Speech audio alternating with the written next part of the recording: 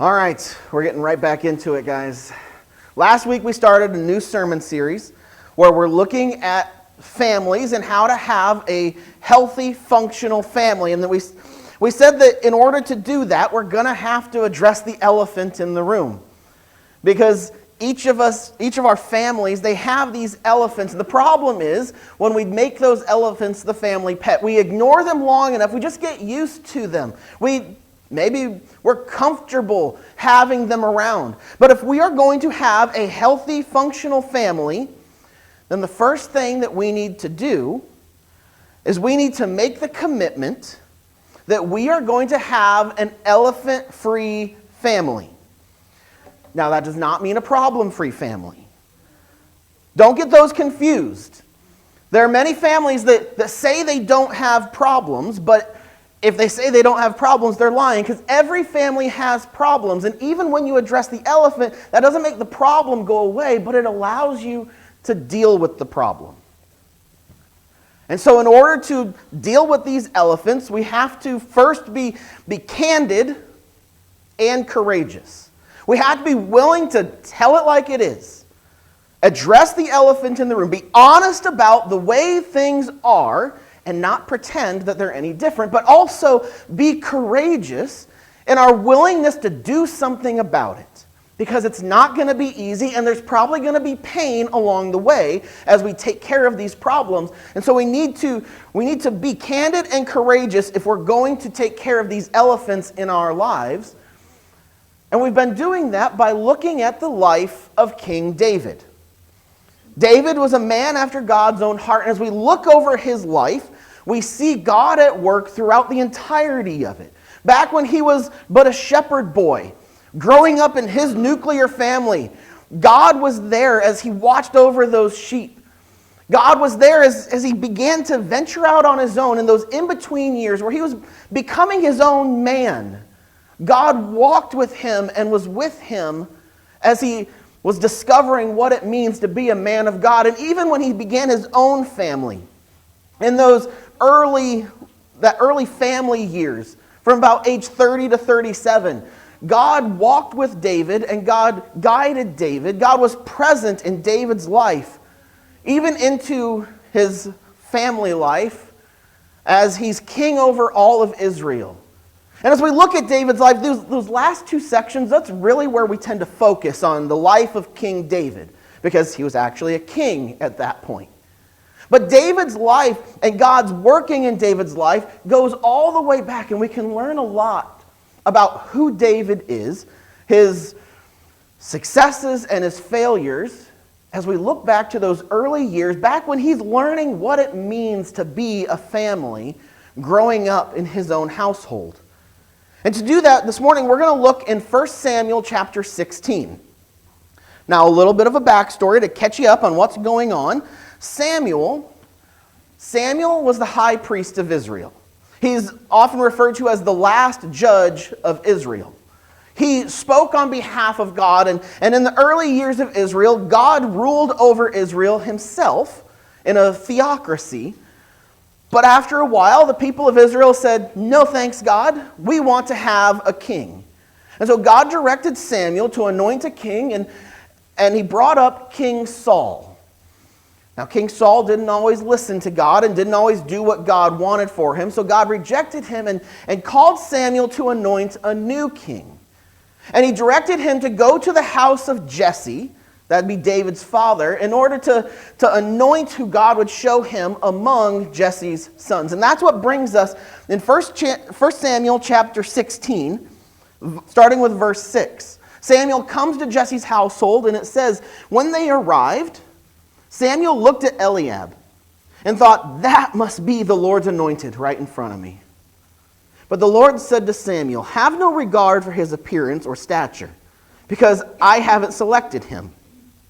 God doesn't look at things like humans do. Humans see only what is visible to the eyes, but the Lord sees into the heart. This is the first point that we need to take a look at today, because it's true. We can't see beyond the surface. That's why it works for us to say, no, I'm fine. That's why it works to put on the mask, to put on a front, to just pretend that everything's okay, because nobody else is going to know any different. We can't see beyond that mask, but God can. God can look beyond that mask. God can look beyond that pretense to see what's really going on in our hearts. But it also runs into the problem for us as parents, because since we can only see so far, that's often where we focus our attention. We want to have kids who obey. We want to have kids who do the right thing. And so we focus on what we can see. We focus on the actions. We focus on the outside, trying to mold that so that everybody looks as they're supposed to look, and they do what they're supposed to do. But the reality is, all of those things, you can clean up the outside without addressing the inside. And if we want to have a good life beyond the surface level, we need to go deeper than the surface level. And as God looked at Eliab, he said, there's a problem here. He rejected Eliab as king, even though he had everything that looked right on the outside. Even though he had the look and the demeanor of a king, there was something about him that was off. And it goes down to the heart. And it says, Jesus said in Mark chapter 7, said it's what comes out of a person that contaminates someone in God's sight. It's from the inside, from the human heart, that evil thoughts come. Sexual sins, thefts, murders, adultery, greed, evil actions, deceit, unrestrained immorality, envy, insults, arrogance, and foolishness. All these evil things come from the inside and contaminate a person in God's sight. You see, when God looked at Eliab, and when God looked at David, he saw something. He saw a difference between these two. When he looked beyond the surface level, he saw that there was a difference. And it doesn't take us too long to see that difference in Eliab's heart play out in his life. If we just jump ahead one chapter to 1 Samuel chapter 17, and again, a little bit of backstory. Samuel came and Samuel anointed David to be king. But he didn't become king right away. There was still a period of time where Saul was king. And in this period of time that we find ourselves, Saul and the army of Israel have gone to war with the Philistines. And so the army of Israel has conscripted all the men of fighting age. David, being the youngest of his brothers, he wasn't old enough. But all of his brothers ahead of him, they were conscripted into the army. They were fighting in the army of Israel. But David was still at home with his father watching the sheep. But the army then wasn't what it is now. And so Jesse sends David with some provisions, with some food, to the front lines so that his brothers have something to eat. And that's where we find ourselves in 1 Samuel 17, starting with verse 25. It says, "Now the Israelite soldiers had been saying to each other, 'Do you see this man who keeps coming out? How he comes to insult Israel? The king will reward with great riches whoever kills that man. The king will give his own daughter to him and make his household exempt from taxes in Israel.' David asked the soldiers standing by him, 'What will be done for the person who kills that Philistine over there and removes this insult from Israel? Who is that uncircumcised Philistine anyway, that he can get away with insulting the army of the living God?' Then the troops repeated to him what they had been saying. 'So that's what will be done for the man who kills him,' they said." If you don't recognize this story, this is a story of David and Goliath, where David trusts in God and he takes his stones and he defeats this insurmountable giant. But that's not where I want to focus our attention. I instead want to come back to this comparison between Eliab and David. Because as we focus on Eliab, in the next verses, we see Eliab's heart come into play. It says, when David's oldest brother Eliab heard him talking to the soldiers, he got very mad at David. "Why did you come down here?" he said. "Who is watching those few sheep for you in the wilderness? I know how arrogant you are and your devious plan. You came down just to see the battle." "What did I do wrong this time?" David replied. "It was just a question." Now, if you've had siblings, if you grew up with siblings, then that probably sounds somewhat familiar. I was the little brother that tagged along with my older brother, and to his credit, he allowed me to do that a lot. But there were times when he was just tired of me, when he didn't want me around. And we can read into this and we can say, well, that's just the issue that Eliab is dealing with. He just didn't want his little brother around. But I think even in those situations where my brother didn't want me around, I think there's something else going on. Maybe I was a little annoying. But as we look at this story of Eliab, I can't tell you exactly what was going on in his mind. But I can speculate that this was more than just a petty sibling rivalry. As we look at Eliab, as we look at his reaction, I can imagine that there was some animosity there with his brother. That Eliab, he was the oldest. He was the one who was expected to carry on the family. He was the one who was supposed to be in charge. But kind of like any older brother, he sees that the stuff that he had to work for, the stuff that he had to fight for, his younger siblings, particularly the youngest, had just kind of handed to him. While he had to work for things, David had things handed to him, and I'm sure that being anointed as king, it didn't help. As Eliab is thinking back on this, I'm sure that he's thinking, why David? Why does David get all the praise? Why does David get all the hype? What's wrong with me? Why am I not given what I deserve? Why is no one paying attention to me and what I am doing? And this attitude within his heart begins to manifest. And there's a fourfold issue going on in Eliab's heart. Eliab's problem stemmed from jealousy, envy, coveting, and comparison. And I know I've been there.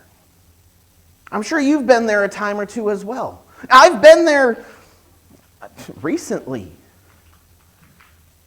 I've been there with this church. As I'm looking at other churches, as I'm looking at other pastors on the district, as I'm looking at other churches within our community, and I see what's going on there, and I'm looking at why isn't that happening here? Why am I not seeing that success? Why are things not going my way? Why am I not getting that? And my jealousy, because of my comparing, it leads to ungratefulness. It leads to a blindness. It leads to belittling. Because with that attitude of jealousy and comparing, it's really easy to look and say, instead of seeing all the people, instead of seeing all the successes, you see the empty chairs, you see the failures, and your attention goes to what is wrong rather than seeing what is right. And that causes a blindness of our hearts. And we can see that here in Eliab's life, where he says to David, "Why did you come down here? I know what you're up to. I've got you pegged, David. I know that you just came down here to see the battle. I know your wicked heart. I know what's going on." But it's really interesting that as we look at Eliab's accusations of David, and we compare that to the difference that God saw between these two men, everything that Eliab is accusing David of is the problems that God saw in Eliab's heart. but his jealousy, his envy, his coveting, his comparison, it led to an ungratefulness that blinded him, that distorted his view. He couldn't see who David really was. All he could see was himself reflected in David. He couldn't see himself for who he was. He couldn't see his family for who they were because of this distorted view, and this blindness led him to belittling. Saying to David, where are the few sheep that you're supposed to be looking after? Who did you pawn off your measly little responsibility while I'm out here trying to lead an army and you just have to take care of a few sheep?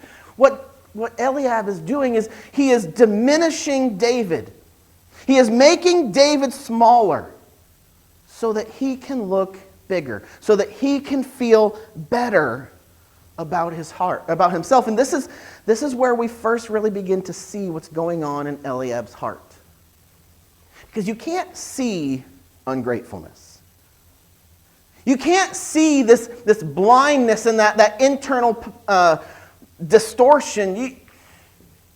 Those are heart level things. But when it gets to the point of belittling, that's when we can begin to see what's really going on in Eliab's heart. That's when we can begin to see what God saw way back when he anointed David and rejected Eliab. And I know it's easy to say, well, it's just a few comments. It's not that big of a deal. Why are we focusing so much on this insignificant aspect of family life? And it's because it's more than a little part. It's significant because belittling and belonging cannot coexist. And see, that's the gift of a healthy family. It is a place of belonging. A place where I am free to be myself. A place where I am free to make mistakes. A place where I'm free to try new things and fail.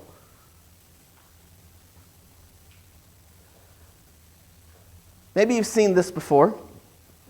This is Maslow's hierarchy of needs. And this describes human nature and our needs, what we need in order to be successful, in order to be the best that we can be. And it starts at the very bottom with the basic necessities, food and shelter and safety. And it goes all the way to the top to self-actualization, where I can be the best that I can be. I can reach my potential if I can get to that level of self-actualization. But as a pyramid, it builds from the bottom, and you can't go any higher until you have each of those levels. You can't get to self-actualization until you have that step below of self-esteem.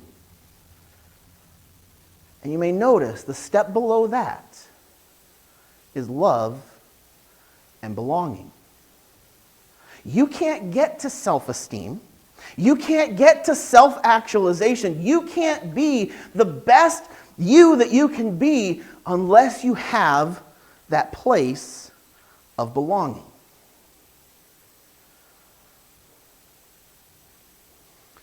Let's use an analogy. You guys are familiar with baseball, right? It's America's sport. Everybody at least knows the basics of baseball. The pitcher throws the ball, and the batter has to hit the ball, and as soon as the batter hits the ball, then his job is to run to that first base. And if you've watched baseball, every single time, the same thing happens. When the player runs and he gets to his base, he'll stop, and he'll breathe a sigh of relief. Because he's safe. If he gets to that base without being tagged, he's safe. Nobody can get him out. He is where he belongs. He is in a place where he can rest. He doesn't have to worry about anyone else trying to get him. As long as he is on that base, he's safe. But as soon as he gets off that base, as soon as he starts inching to the next one, he's no longer safe. Everyone's out to get him. But when he comes back to that base, it is a place of belonging where he doesn't have to worry, and that's what a family That's what a healthy family is supposed to be. A healthy family is a place of safety. When you get off that base, when you go out into the world is out to get you. It is not a friendly place. And so you have to be on your guard the entire time. But when you come back to that place of safety, when you come back to that base, when you come back to that place of belonging, you're safe. When you get out in between, all your insecurities are going to be called out. People are going to attack you. The mistakes that you make, people will laugh at you for your failures. But when you come back to that place of safety, you can be yourself. You can rest and you can relax. And you see, a dysfunctional family lives in between the bases. A dysfunctional family will live in this tension, in this lack of safety. And nobody can live there.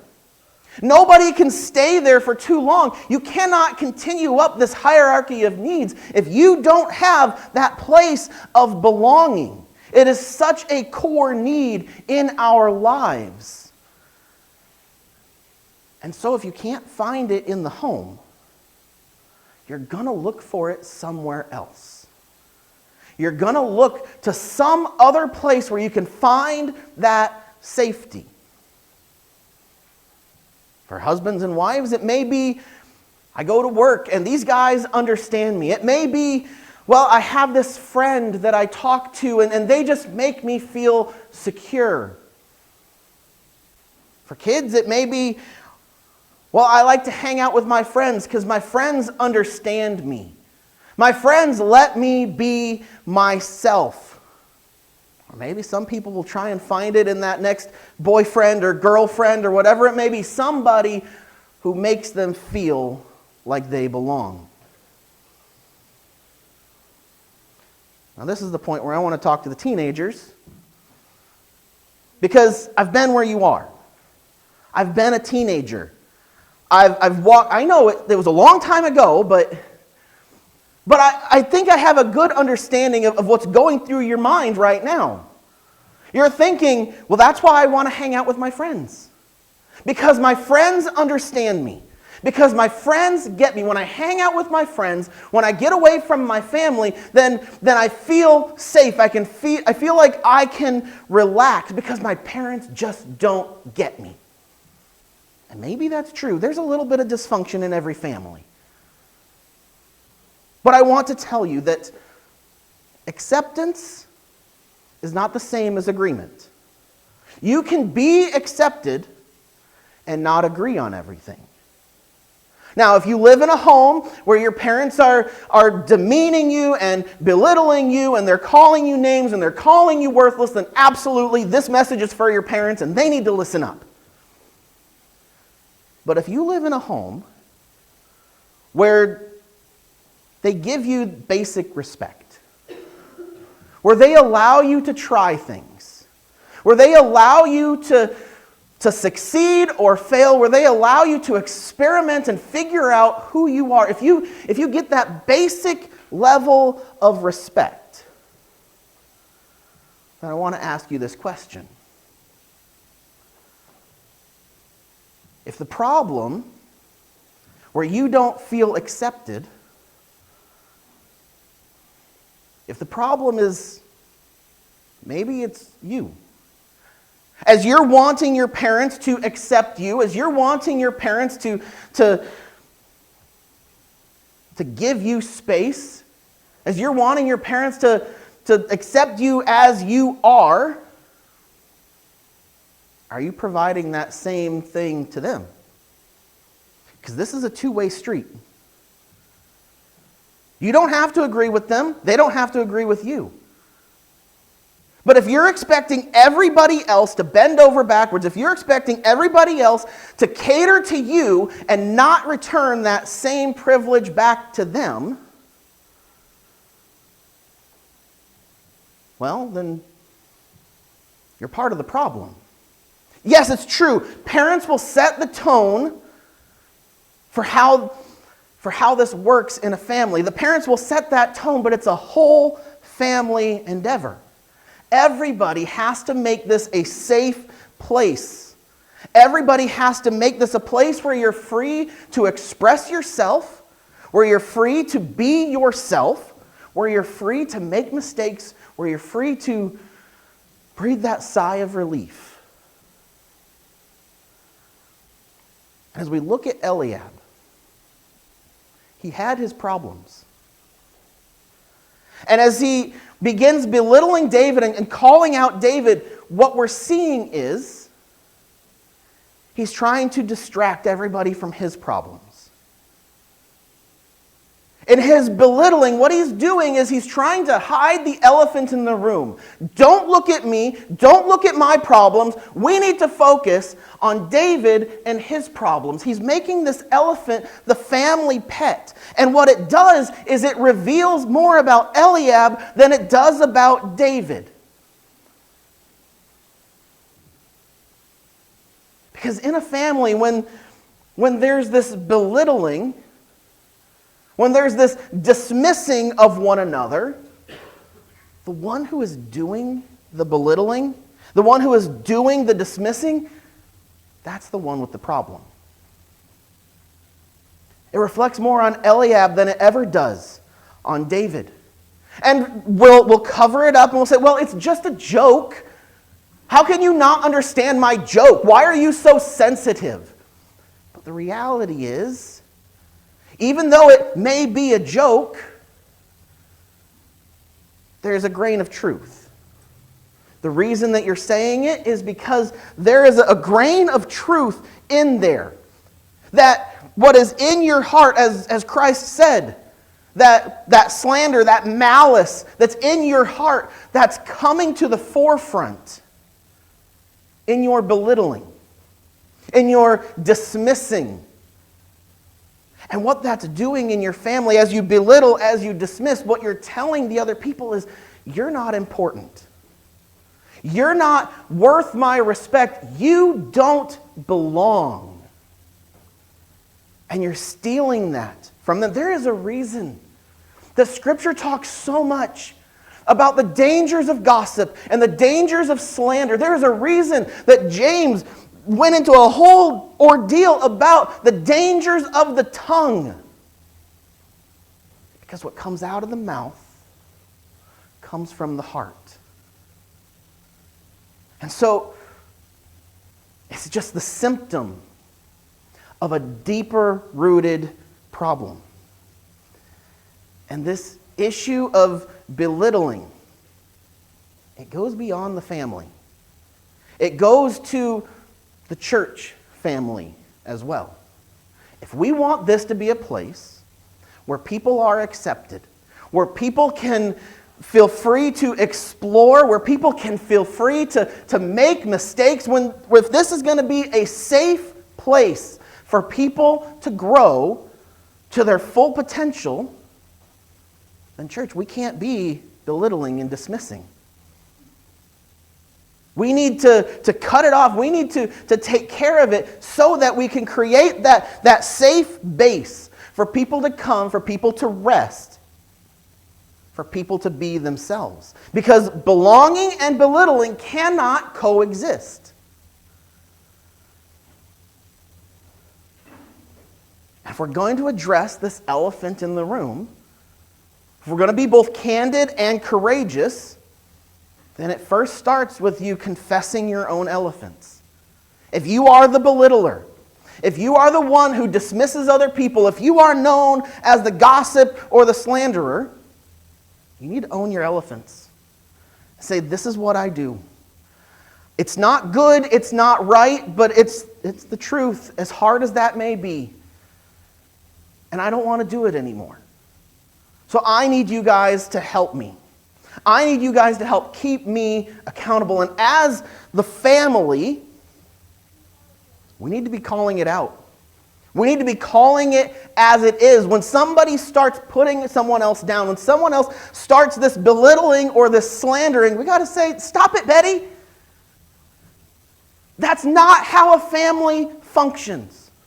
This is a safe place, and I'm not going to let you continue to put that person down. I'm not going to let you continue to hide this elephant to make yourself feel better. We need to be both candid and courageous. Because belittling is no laughing matter. But on the other side, we need to balance this out with the ability to laugh at ourselves. You need to not take yourself too seriously. You need to be able to see your own shortcomings and to laugh about it. Because when you do that, when you can laugh at yourself, when you can recognize your own elephants, well, then you free others to do the same. I've said on Sunday nights, we often have a family night, and we'll do games or we'll often do a movie. And so we'll watch this movie together. We'll have this bonding moment. And then throughout the rest of the week, I couldn't tell you the number of movie references that we just spit out from time to time. And we laugh and we joke. But it's not even just the movie references. There will be things that happen on these nights. There will be things that, ridiculous things. Mom or dad contradicts themselves. Somebody has a fumble on words, and we just laugh at ourselves. The kids will do something absolutely ridiculous, and we will be quoting it for weeks and months and sometimes years to come, and I'm not going to tell you all about them because that's part of our family, and we can do that because we've built that place of safety where we can laugh at ourselves. Because when you can laugh at yourself, when you can bond through your own ridiculousness, well, then you endear yourself to others. You let them know, it's okay. I'm not perfect. I'm going to make mistakes, and it's okay to point them out. I don't know how the story of David and Eliab finishes. I really wish I did. I really wish that I could see how this unfolded in their lives, but I like to think that Eliab saw what he did wrong. That Eliab addressed the issues in his own heart. He addressed his jealousy and his coveting and his envy of his brother. And I like to think that they were able to laugh about it later. I like to think that Eliab would come to the castle or to the palace and he'd bring his whole family, and David would throw open the doors and he'd say, Eliab, hey, you brought the whole family good. Come on in. Where are your few sheep? And they could laugh at each other. They could laugh with each other. But you see, Eliab is the one that gets to make that choice. Eliab is the one who gets to make that decision to address that elephant. And you are the one that gets to make that choice in your family as well. Your family can be a place of belonging. Your family can be a safe place where people are free to make mistakes, where people are free to be themselves, without laughing, without ridicule, without someone calling out all their insecurities. Your house can be that safe place, but it's up to you. If you will allow it, if you will address the elephant in the room and be both candid and truthful about it and courageous enough to do something about it. Lord Jesus, I pray that wherever this message needed to land, God, that you would be convicting hearts to the slanderer, to the gossip, to the person who, it may not even be intentional at this point, but who is known for putting others down. And there's that grain of truth. God, I pray that you would help us to see our own jealousy, our own ungratefulness. God, and that we would be candid and courageous and be willing to call out the elephants and to begin now making our home a place that is safe, a place of acceptance.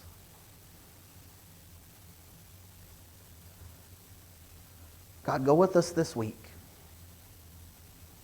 and reveal to us our own hearts. Reveal to us maybe those elephants that we've pushed so far away, that we tried to ignore so hard that we don't even realize that they're there anymore. God, help us to see ourselves as you see us. The good, the bad, and the ugly. That we may make a conscious decision now that with the help of God, we're going to be both candid and courageous. And we're going to establish a family that is safe from belittling, a place of belonging. Go with us this week, God. And we put our lives in your hands. We pray in the holy name of Jesus. Amen. God bless you guys. I love you, and we'll see you next week.